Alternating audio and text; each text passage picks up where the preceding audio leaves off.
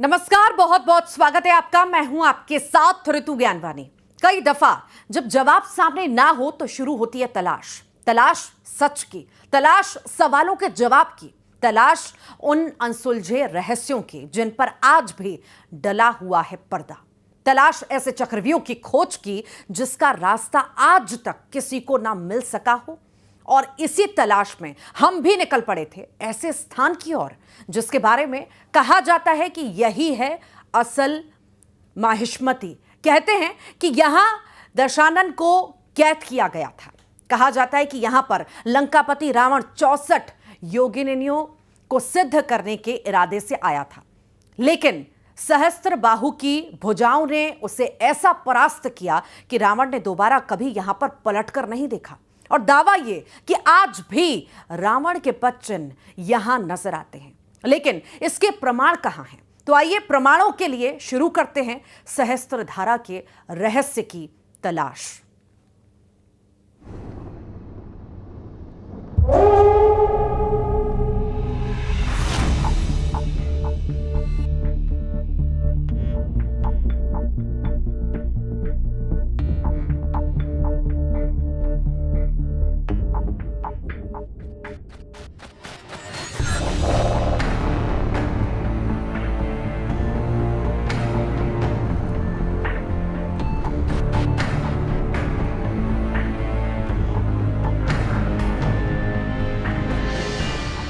मध्य प्रदेश का एक जिला मंडला, जहां रेवा यानी कि मां नर्मदा दिखाई देती है। और मां रेवा का रूप यहां इतना विहंगम है, इतना अद्भुत है कि लगता है कि ये सिर्फ कल कल बहता जल नहीं, बल्कि मानो मां की चुनरी लहरा रही हो।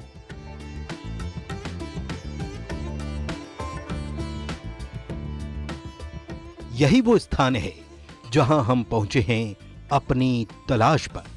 वो तलाश जिसमें किंवदंतियां हैं, पौराणिक कथाएं हैं, उनके साक्ष्य हैं। तो वहीं आज भी मौजूद कुछ ऐसे प्रमाण हैं जो विस्मित करते हैं और विचार करने पर मजबूर भी।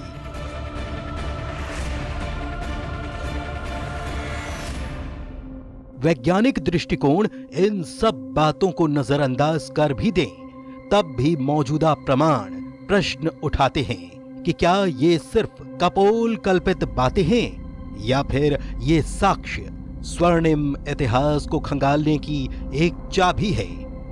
आज हमारी तलाश इसी मंडला जिले की, जो कभी कहलाता था माहिष्मती साम्राज्य।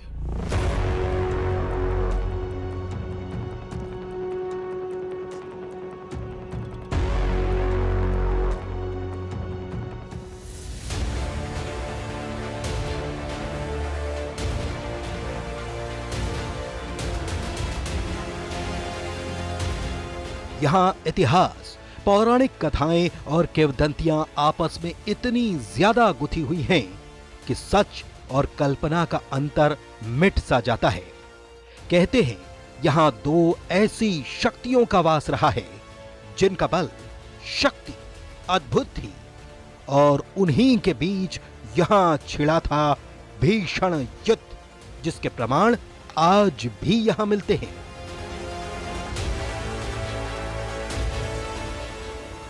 तलाश में सकारात्मक और नकारात्मक शक्तियों से भरी उस जगह की पृथ्वी का वो सबसे पुराना हिस्सा जहां आज भी मौजूद है ब्रह्मांडीय ऊर्जा। हम बात करेंगे उस जगह की जहां पर लंकापति रावण को सहस्त्रार्जुन ने किया था धराशायी। कहां आज भी मौजूद है सहस्त्रार्जुन का अक्ष? कहां पर सहस्त्रार्जुन ने मां नर्मदा की प्रवाहित धाराओं को रोक लिया था? कहां रावण कर रहा था बैठकी लगाकर तंत्र सिद्धि? तो चलिए मेरे साथ शुरू करते हैं तलाश।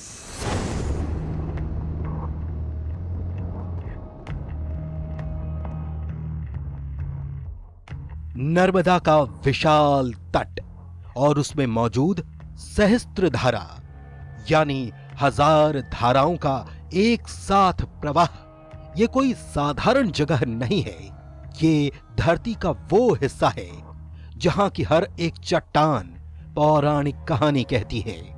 गौर से देखने पर यह साफ होता है कि यहाँ की चट्टानें नदी में दूसरे स्थान पर मौजूद चट्टानों से बेहद अलग हैं, दुर्लभ हैं और इनमें कुछ ऐसा है जो शायद ही और कहीं मिलता हो।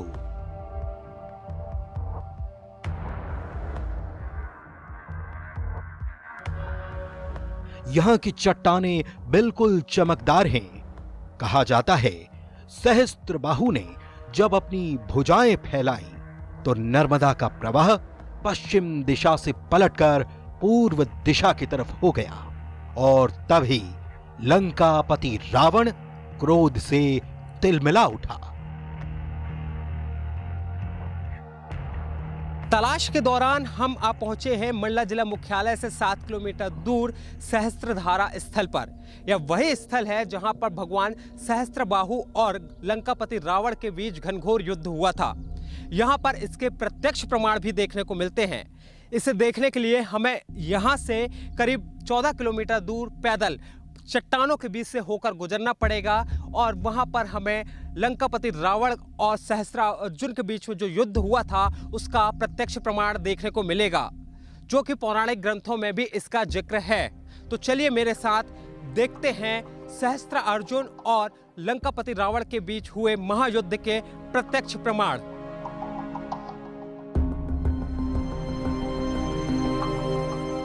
हमारा सफर शुरू हो चुका था। प्रमाण की खोज में हम आगे बढ़ते जा रहे थे, लेकिन नर्मदा की धार और बाढ़ के चलते आगे की राह मुश्किल थी। हम खोज रहे थे प्रमाण, ताकि जो कथा बताई गई उस सच की तलाश की जा सके। लेकिन अब तक हमें सारी बातें सिर्फ दंत कथा ही प्रतीत हो रही थी।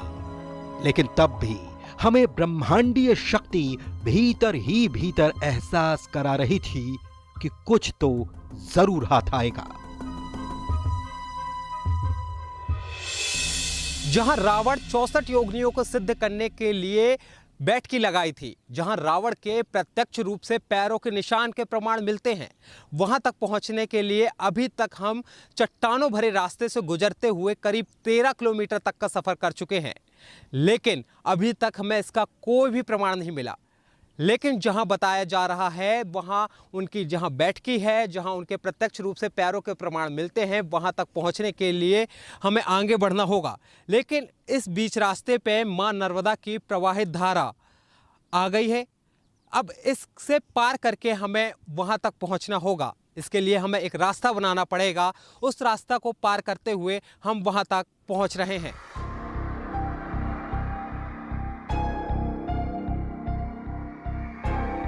इस तलाश के दौरान कोई भी बारीक चीज हमारी नजरों से या कैमरे से छूट ना जाए, इसलिए हमने अपने साथ एक स्थानीय जानकार को भी ले रखा था, जो हमें रास्ते की मुश्किलों के साथ ही अहम चीजों के बारे में जानकारी देते जा रहे थे। और फिर हम पहुंचे अपने अगले पड़ाव पर।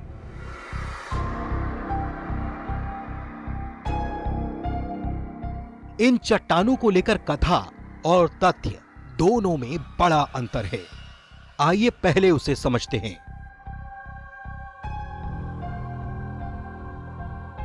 सहस्त्रधारा की ये जो चट्टानें हैं बाकी चट्टानों से बिल्कुल अलग है, क्योंकि यहाँ की जो चट्टानें हैं देखने में चमकती हुई नजर आती हैं।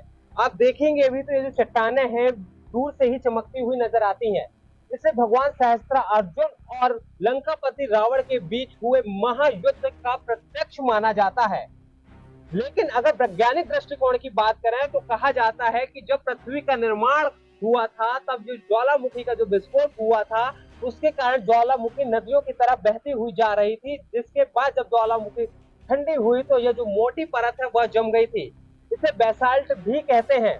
आप अगर चट्टानों को देखेंगे तो इन चट्टानों पर छोटे छोटे छेद भी नजर आते हैं। लेकिन पौराणिक ग्रंथों की अगर हम बात करेंगे तो पौराणिक ग्रंथों में भगवान सहस्त्रार्जुन और लंकापति रावण के बीच हुए महायुद्ध का इसे प्रत्यक्ष बताया जाता है। बताया जाता है कि जब लंकापति रावण और सहस्त्रार्जुन के बीच में महायुद्ध हो रहा था, तब सहस्त्रार्जुन ने अपनी हजारों भुजाएं निकाली थी। जिसके कारण ये जो चट्टानें हैं ऐसी निर्मित हो गई हैं। वैज्ञानिक तौर पे ये कहा जाता है कि नर्मदा की घाटी की जो संरचना है वो आदि प्रलय से जोड़ी जाती है। आदि प्रलय जो महाप्रलय हुआ था उसके कारण नर्मदा जो दक्षिण एशिया का हिस्सा के वो हिमालय से टकराया और नर्मदा की संरचना हुई। तो जो ज़मीन के अंदर के ब्लैक बसाल्ट पत्थर हैं वो ऊपर आ गए, इसलिए सहस्त्रधारा में सारे पत्थर बहुत चट्टानें बहुत हार्ड और ब्लैक हैं। ये उसका वैज्ञानिक होगा।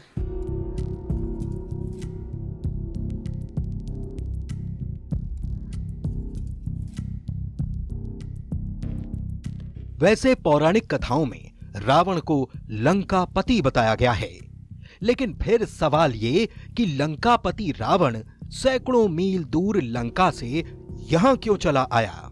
तो इसके पीछे थी एक ऐसी शक्ति को प्राप्त करने की मीमांसा जिससे रावण और ज्यादा शक्तिशाली हो जाता, और वो शक्ति थी 64 योगिनियों की शक्ति।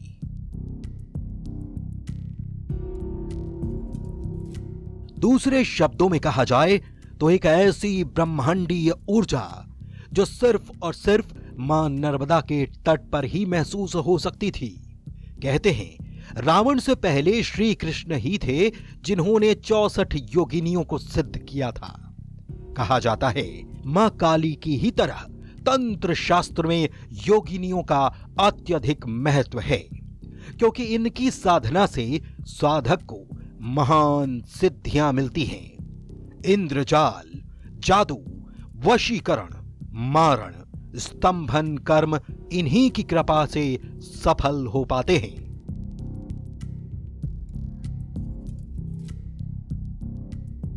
रावण यहाँ पर 64 योगिनियों को सिद्ध कर रहा था। इससे पहले मात्र भगवान श्री कृष्ण ही एक ऐसे भगवान हैं जिन्होंने 64 योगिनियों को सिद्ध किया है। इससे पहले न आगे न पीछे कोई भी देवी या देवता 64 योगिनियों को सिद्ध नहीं कर पाए हैं। और ये रावण भली भांति जानता था कि भगवान श्री कृष्ण ने भी 64 योगिनियों को सिद्ध करने के लिए मां नर्मदा का किनारा ही चुना था। और यह बताया जाता है कि ब्रह्मांडीय ऊर्जा, नकारात्मक और सकारात्मक जो ऊर्जा है वह पृथ्वी के इसी हिस्से यानी मां नर्मदा के तट के किनारे ही है। इसलिए रावण ने इस जगह को चुना और इसके बाद वह अपने 64 योगिनियों को सिद्ध करने के लिए कठोर तपस्या में जुट गया।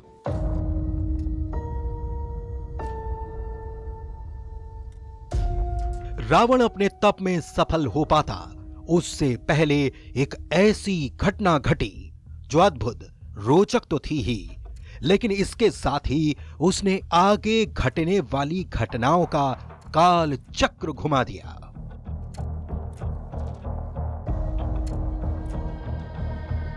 तलाश में बढ़ते हुए हम ऐसे स्थान को खोज रहे थे जहां मिले प्रमाण, क्योंकि जो कथाएं हमने सुनी थी उसकी सच्चाई भी परखनी थी। और तभी कुछ दूर विशालकाय चट्टान को पार करने पर हमें एक ऐसी जगह मिली जहां कई बड़ी चट्टानों के बीच एक चट्टान बिल्कुल सपाट थी। देखने में लग रहा था जैसे यहां कोई ध्यान या पूजन करता रहा हो। यही था हमारी तलाश का पहला साक्ष्य। भगवान सहस्त्रबाहु का और लंकापति रावण का सहस्त्रधारा से संबंध बताया जाता है। इसी को तलाशते हुए हम भारी भरकम चट्टानों को पार करते हुए और मां नर्मदा में आई बाढ़ को पार करते हुए हम यहाँ पहुँचे हैं। और मैं आपको इस स्थल को दिखा दूं। पहले मैं आपको वो जगह दिखाता हूँ कि ये देखिए जो सहस्त्रधारा की जो चट्टानें हैं, आप देखिए ऊपर नीचे हैं, भारी भरकम चट्टानें हैं, करीब 50 से 60 फीट ऊपर बड़ी बड़ी चट्टानें हैं। एक से प्रकार की चट्टानें बिल्कुल नहीं है, ऊपर नीचे है। अब मैं आपको ये दिखाता हूँ कि ये जो है इस स्थल को भगवान सहस्त्रबाहु की बैठकी कहा जाता है। और आप इधर देखेंगे तो ये जो स्थल है बिल्कुल एक बराबर है, एक सा है। ऐसा आपको देखने में ही लग रहा होगा कि यहाँ पर कोई ना कोई बैठकर बैठता रहा होगा या फिर कोई रहता होगा। तो इसे पौराणिक कथाओं में भी और पुराणों में जो है और ग्रंथों में इस बात का साफ तौर से जिक्र है कि यहाँ पर भगवान सहस्त्रबाहु यहाँ से बैठकर तपस्या करते थे। यह उनकी बैठकी कहलाई जाती है और यहाँ से ही उन्होंने भगवान दत्तात्रेय को खुश किया था और उनसे वरदान मिला था। हमारे साथ यहाँ पर स्थानीय भी मौजूद हैं, पूरे सफ़र में हमारे साथ मौजूद रहे हैं। हम जानते हैं उनसे कि क्या कहना है यहाँ के बारे में, क्या कहते हैं पुराणों में, क्या जिक्र है। भैया क्या कहते हैं इस स्थल के बारे में?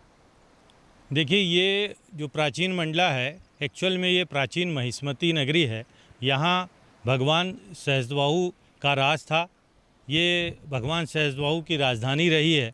भगवान सहस्त्रबाहु का 7 द्वीपों में साम्राज्य था। पूरी दुनिया में भगवान सहस्त्रबाहु का साम्राज्य था और भगवान सहस्त्रबाहु ने इस स्थल में, जो यहाँ के प्राचीन लोग, बुजुर्ग लोग बताते हैं कि ये भगवान सहस्त्रबाहु की गद्दी है। भगवान सहस्त्रबाहु यहाँ पर तपस्या करते थे, ईश्वर की आराधना करते थे, भगवान दत्तात्रेय की आराधना करते थे। उन्हें कई प्रकार के अजेय रहने के और सहस्त्र भुजाओं का इन्हें वरदान प्राप्त था। इनकी जो ये इनको भगवान विष्णु से सूक्ष्म अवतार ग्रहण करने का भी वरदान प्राप्त हुआ था।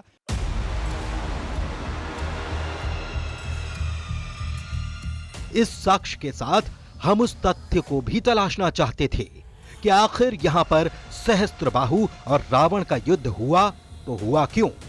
तो पुराणों के जानकार शालिग्राम दुबे ने हमें बताया। सहस्त्र अर्जुन यहाँ इसी क्षेत्र पर अपनी पत्नियों के साथ पर कुछ क्रीड़ाएं, जल क्रीड़ाएं कर रहे थे। जल क्रीड़ा करने के उपरांत में जब पत्नियों ने उनसे उनके सहस्त्र बाहुओं के बारे में बखान पूछा तो उनने भगवती के जल प्रवाह को रोकने हेतु बताने के लिए अपने सहस्त्र बाहुओं को फैला दिया। सहस्त्र बाहुओं को फैलाने से भगवती नर्मदा जी का जो बहाव है वह विपरीत दिशा में जाने लग गया। उस विपरीत दिशा में कुछ दूरी पर जहाँ पर रावण अपनी तपस्या कर रहे थे, वहाँ पर जो जल की धार थी विपरीत दिशा में होने के कारण उनकी जो पूजन सामग्री थी वो बह गई। बहने से रावण क्रोधित हुए और सहस्त्र अर्जुन के बीच में, दोनों के बीच में गहन संवाद हुआ। संवाद का यह जड़ हुआ कि दोनों के बीच में युद्ध हुआ। युद्ध का निर्णय ये हुआ कि रावण परास्त हुए और सहस्त्र अर्जुन जो कलचुली राजवंश के राजा थे उन्होंने रावण को बंदी बनाकर अपने बंदी गृह पर डाल दिया। यही वो जगह है जहां पर भगवान सहस्त्रबाहु अपनी पत्नियों के साथ जल क्रीड़ा कर रहे थे। यहाँ ही उन्होंने अपने दिव्य सहस्त्र भुजाओं से मां नर्मदा की बहती जलधारा को रोक लिया था। आपको तस्वीरें भी दिखाना चाहूँगा जिसका प्रत्यक्ष प्रमाण है कि यहाँ पर सहस्त्रबाहु के जो आपको छोटे बड़े झरने दिख रहे हैं वह उनकी भुजाएं बताई जा रही हैं, जिसका पुराणों में और पौराणिक कथाओं में जिक्र भी है। आप जो छोटे बड़े झरने देख रहे हैं इन्हें सहस्त्रबाहु की भुजाएं बताई जा रही हैं। बताया जाता है कि जब सहस्त्रबाहु ने अपने दिव्य भुजाओं से मां नर्मदा की बहती जलधारा को रोका था, इसके बाद मां नर्मदा उल्टी दिशा में बहने लगी थी, जिससे रावण जहां तंत्र सिद्धि कर रहा था वह स्थल बह गया था। जिसके बाद रावण गुस्सा गया था, गुस्से से तिलमिला गया था और वहां से वह यह पता लगाने की कोशिश कर रहा था कि आखिर किसने उसकी तपस्या को भंग किया है।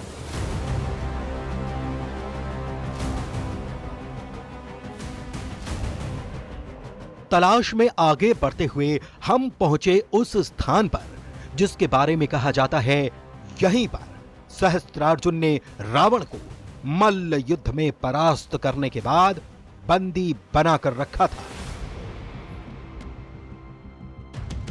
जब लंकापति रावण और सहस्त्रार्जुन के बीच में जब घनघोर युद्ध हुआ था, इसके बाद भगवान सहस्त्रबाहु ने लंकापति रावण को धराशायी कर दिया था। और बताया जाता है और पौराणिक कथाओं में भी यह जिक्र है कि लंकापति रावण को भगवान सहस्त्रबाहु ने बंदी बनाकर इन्हीं किसी एक मंदिर में कैद कर दिया था। करीब 6 महीने तक लंकापति रावण कैद थे। इसके बाद लंकापति रावण के पितामह यानी दादाजी पुलत्स्य ऋषि आते हैं, भगवान सहस्त्रबाहु से प्रार्थना करते हैं। उसके बाद लंकापति रावण को सहस्त्रबाहु छोड़ते हैं। हालांकि यह मंदिर अभी बाढ़ में आने की वजह से डूबा हुआ नजर आता है, लेकिन पुराणों में और ग्रंथों में साफ तौर से जिक्र है कि भगवान सहस्त्रबाहु ने लंकापति रावण को इन्हीं किसी एक मंदिर में कैद कर रखा था। रावण की तपस्या में विघ्न आया उस समय दोनों बलशाली योद्धाओं के बीच युद्ध हुआ और उस मल्ल युद्ध में आपके सहस्त्रार्जुन ने रावण को परास्त किया और बंदी बना लिया। बंदी बनाने के बाद आज हम जहाँ पर पंचमठा शिव मंदिर देख रहे हैं, इसी स्थल पर उसे बंदी बनाकर रखा गया। जब महर्षि पुलुस्त को इस बात का पता चला कि रावण सहस्त्रार्जुन द्वारा बंदी बना लिया गया है, तो वे महिष्मती नगरी आए और इस स्थल पर सहस्त्रबाहु से उनकी मुलाकात हुई, भेंट हुई और उस समय रावण को बिना किसी शर्त के छोड़ दिया गया और रावण इसी क्षेत्र में आपके बंदी था।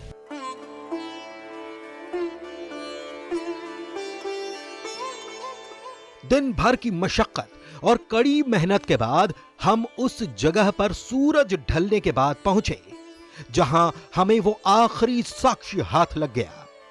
एक विशाल चट्टान जिसके ऊपर हमें दिखे रावण के पैरों के निशान। ऐसा लगता है जैसे किसी ने पत्थर में अपने पैर जमा दिए हों। पौराणिक कथाओं में भी इन पैरों के निशानों का जिक्र है जो इस युद्ध की कहानी को और भी मजबूत बनाते हैं।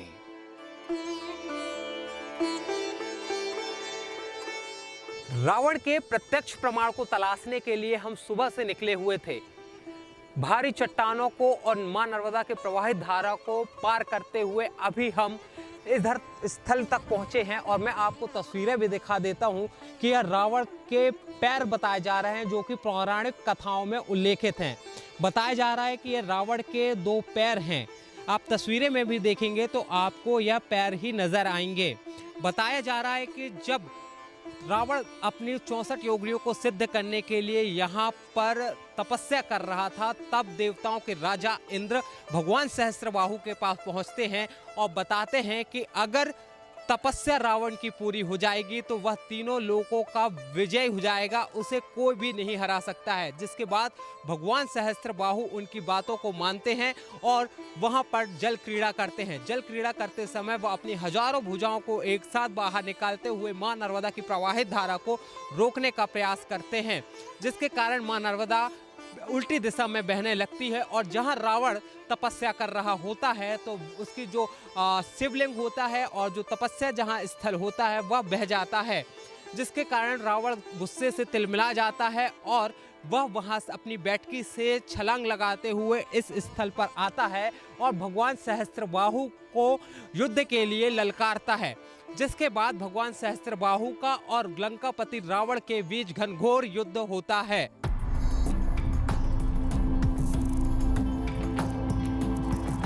सचमुच किसी से भी अगर पूछा जाए कि पत्थर पर यह आकृति कैसी नजर आती है तो सबका जवाब एक ही होगा।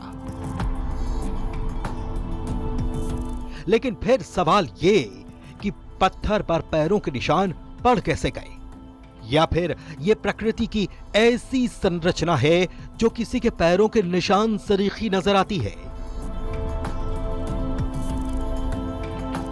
जो भी हो, पर तलाश में यह तो तय हो गया था कि यहां के हर पत्थर, हर चट्टान में छिपी है अद्भुत और रहस्यमयी कहानियां।